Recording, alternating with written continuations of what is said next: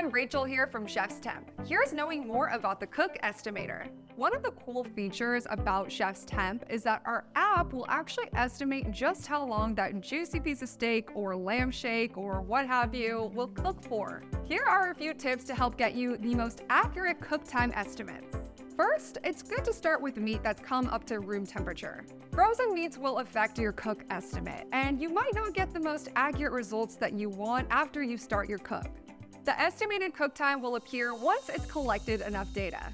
When the internal temperature rises above 16 degrees Fahrenheit or 8 degrees Celsius, and as a heads up, the ambient temperature will start as a dash and will appear in the app as 10 degrees Fahrenheit or 5 degrees Celsius above the internal temperature. Now, the longer you cook, the more data is collected and the more accurate cook estimate. Cook your meat slow and at a low temp for best results to get juicy and tastier meat. The estimate is also more accurate when the ambient cook temperature is more consistent.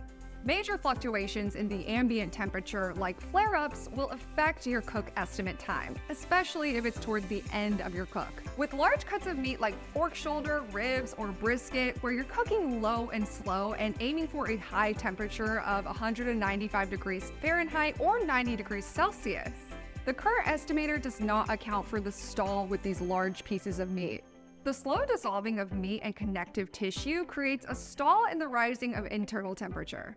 Every cut of meat is different and the fat content varies, and that will affect the stall time for each piece of meat that you cook.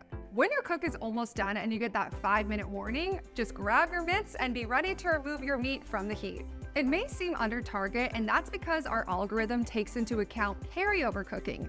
That means that the temperature will continue to rise even when you remove it from the heat. When you're resting, you want to rest on a cool rack plate or a cutting board, and avoid wrapping so you don't overcook. If you must wrap, know that the algorithm is not accustomed to wrapping, so you might want to set your target temperature a little bit lower than the estimated time. For more of our amazing ChefsTemp products or the ChefsTemp Pro Plus, go ahead and check out our website or subscribe to our channel. And remember, ChefsTemp always gets you to the perfect temp every time.